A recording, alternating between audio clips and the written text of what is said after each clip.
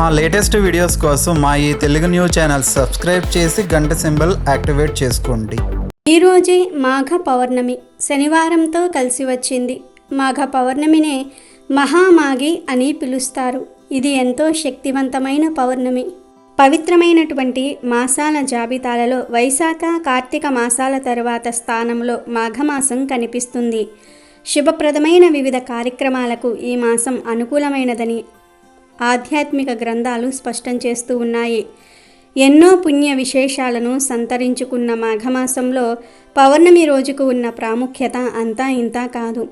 మాఘమాసంలో సాధారణ రోజుల్లోనే ఉదయం చలివేళల్లో నదిలో కానీ చెరువులో కానీ కోనేరులో కానీ చేసే స్నానం వలన గంగానదిలో స్నానమాచరించిన ఫలితం దక్కుతుందని పురాణాలు చెప్తూ ఉన్నాయి.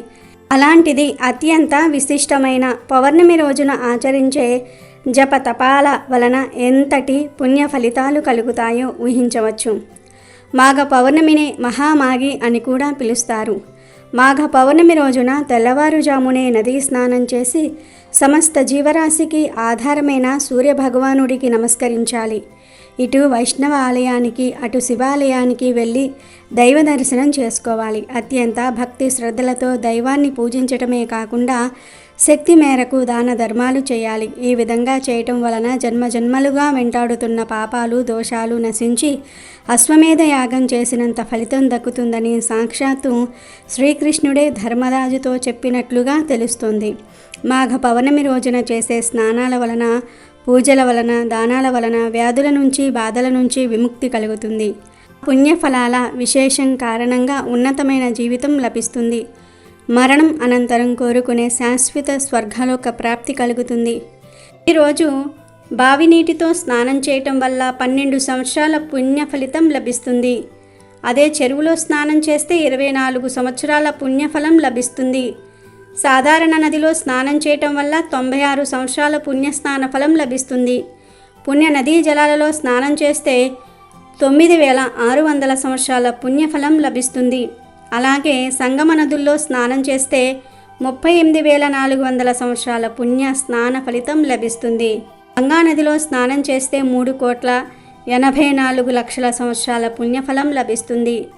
ప్రయాగలోని త్రివేణి సంగమంలో స్నానం చేస్తే గంగానది స్నాన ఫలితం కంటే 100 రెట్ల అధిక ఫలం కలుగుతుంది.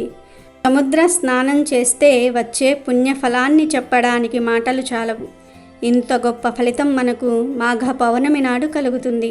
అయితే ఈ మాఘ పౌర్ణమి రోజు సాయంత్రం 6 నుండి 7 గంటల మధ్యలో ఇది వేసి దీపం పెడితే చాలు, మీ ఇల్లంతా బంగారు మయమవుతుంది. కష్టాలు తీరిపోతాయి, దరిద్రం వదిలిపోతుంది, అప్పులన్నీ తొలగిపోతాయి, అప్పుల బాధలు తీరిపోతాయి. చాలామంది అప్పుల వలన ఇబ్బందులు పడుతూ ఉంటారు. అలాంటి వారు ఈరోజు ఈ ఒక్క దీపం పెడితే చాలు, త్వరలోనే అప్పులు తీరిపోతాయి. అంతేకాదు ఈ మాఘ పౌర్ణమి రోజు ఈ విధంగా దీపం పెడితే పట్టిందల్లా బంగారం అవుతుంది, రాజయోగం పడుతుంది, సకల ఐశ్వర్యాలు వస్తాయి, వద్దన్నా డబ్బు వస్తుంది. మరి ఇంతకీ మాఘ పౌర్ణమి రోజు సాయంత్రం ఏ విధంగా దీపం పెట్టాలో ఇప్పుడు మనం ఈ వీడియోలో వివరంగా తెలుసుకుందాం. ఫ్రెండ్స్, ఫస్ట్ అయితే ఈ వీడియోకి ఒక లైక్ కొట్టి మా ఛానల్ని సబ్స్క్రైబ్ చేసుకోవటం మర్చిపోవద్దు. మహాలక్ష్మి అమ్మవారిని ప్రసన్నం చేసుకునేందుకు అమ్మవారిని కానీ విష్ణుమూర్తిని కానీ ఈరోజు పద్మాలతో అర్చించాలి. అటు మహాలక్ష్మికే కాదు ఇటు పార్వతీదేవికి కూడా మాఘ పౌర్ణమి ప్రత్యేకమైనదే. భూమి మీద ఒక శంకు రూపంలో పడిన పార్వతీదేవి దక్ష ప్రజాపతి చెయ్యి సోకగానే బాలికగా మారిపోయింది. ఆ బాలికకు సతీదేవి అన్న పేరు పెట్టి అల్లారు ముద్దుగా పెంచుకున్నాడు దక్షుడు. శంకువు సతీదేవిగా మారిన రోజు మాఘ పౌర్ణమే. ఇక మునులలో అతి ప్రసిద్ధుడైన కపిల మహర్షి జన్మించింది కూడా ఈ రోజే అని కొన్ని చోట్ల ప్రస్తావించబడింది. ఇలా మాఘ పౌర్ణమికి అనేక ప్రత్యేకతలు ఉన్నాయి. ఇక ఈ మాఘ పౌర్ణమి రోజు సాయంత్రం ఒక ప్రత్యేకమైన దీపం వెలిగిస్తే మీ ఇల్లంతా బంగారు మయమవుతుంది అని పెద్దలు చెప్తూ ఉన్నారు. ఏమీ లేదు, ఈరోజు సాయంత్రం అంటే సంధ్యా సమయంలో సూర్యాస్తమయం అవుతున్న సమయంలో చక్కగా మీ ఇంట్లో పూజ గదిలో లక్ష్మీదేవి ఫోటో ముందు ఒక తమలపాకును పెట్టండి. తరువాత ఆ తమలపాకు మీద పసుపుతో స్వస్తి గుర్తు వేయండి. తరువాత ఆ తమలపాకు మీద ఒక మట్టి ప్రమిదను పెట్టి ఆవు నెయ్యి పోసి 3 లేదా 5 వత్తులు వేసి దీపం వెలిగించండి. తరువాత ఈ దీపంలో ఏదైనా సువాసన వచ్చే నూనెను వేయండి. అంటే జివ్వాది నూనె కానీ, మల్లె నూనె కానీ, గులాబీ నూనె కానీ దీపంలో వేయండి. ఇలా ఈరోజు దీపం వెలిగిస్తే మీ ఇల్లంతా ప్రశాంతంగా మారుతుంది. ఇల్లంతా బంగారుమయమవుతుంది. కష్టాలన్నీ పోతాయి. దరిద్రం వదిలిపోతుంది. పట్టిందల్లా బంగారం అవుతుంది. రాజయోగం పడుతుంది. వద్దన్నా ధనం వస్తుంది. లక్ష్మీదేవి అనుగ్రహం లభిస్తుంది. చాలామంది అప్పుల వలన ఈ రోజుల్లో బాధపడుతూ ఉంటారు. అలా అప్పులు ఉన్నవారు ప్రతి పౌర్ణమి రోజు సాయంత్రం ఏ విధంగా దీపం వెలిగిస్తే త్వరలోనే అప్పులన్నీ కూడా తీరిపోతాయి. ఆర్థిక సమస్యలన్నీ తీరిపోతాయి. కనుక మాఘ పౌర్ణమి రోజు ప్రతి ఒక్కరూ కూడా సాయంత్రం 6 నుండి 7 గంటల మధ్యలో ఈ విధంగా దీపం వెలిగించి లక్ష్మీదేవి అనుగ్రహంతో సకల ఐశ్వర్యాలను పొంది సంతోషంగా జీవించండి.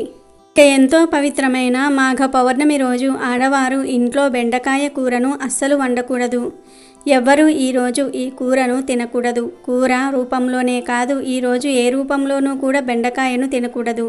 తింటే 7 జన్మల దరిద్రం పడుతుంది. భవిష్యత్తులో చాలా కష్టాలు ఎదురవుతాయి. బెండకాయతో పాటు ఈరోజు మాంసం, కూర, గుడ్లు, చేపలు, రొయ్యలు, పీతలు ఇలాంటి నాన్ వెజ్ ఐటమ్స్ ఏమీ తినకూడదు. కాదని ఈరోజు ఈ పదార్థాలు తింటే ఖచ్చితంగా ఉదర సంబంధిత వ్యాధులు వస్తాయి. ధనమంతా ఖర్చయిపోతుంది. ఇంటికి దరిద్రం పడుతుంది. కాబట్టి మాఘ పౌర్ణమి రోజు ఎవ్వరూ కూడా ఈ కూరలను తినకుండా జాగ్రత్తగా ఉండండి. సాత్వికమైన ఆహారాన్ని మాత్రమే తినండి. ఇక ఈ మాఘ పౌర్ణమి రోజు ఒక ప్రత్యేకమైన ఆకును తింటే చాలు జాతక దోషాలు పోయి రాజయోగం పడుతుందని శాస్త్రాలు చెప్తూ ఉన్నాయి.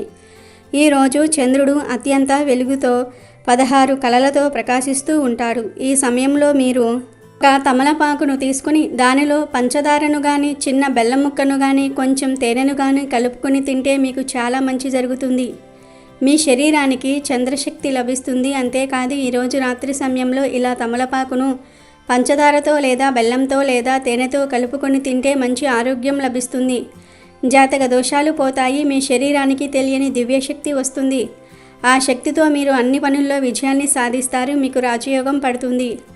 అపార ధనయోగం కలుగుతుంది. కాబట్టి మాఘ పౌర్ణమి రోజు అందరూ తమలపాకులో బెల్లం లేదా పంచదార లేదా తేనె కలుపుకొని తినండి. మంచి ఆరోగ్యాన్ని, ఐశ్వర్యాన్ని పొంది ఆనందంగా జీవించండి.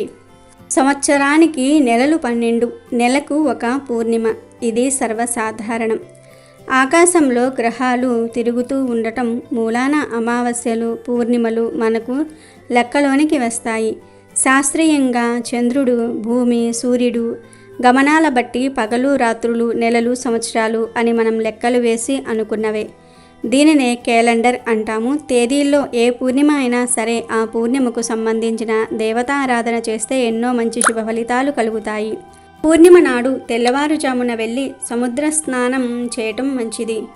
పూర్ణిమలలోకెల్లా మాఘమాసంలో వచ్చే పూర్ణిమ, కార్తీక మాసంలో వచ్చే పూర్ణిమ, వైశాఖ మాసంలో వచ్చే పూర్ణిమలు ఎంతో ఉత్కృష్టమైనవి. ఆ పూర్ణిమలలో చేసే దేవతారాధన మరింత శ్రేష్టమైనది. మహామాఘి అలభ్య యోగం అని ఈ మాఘ పూర్ణిమను అంటారు.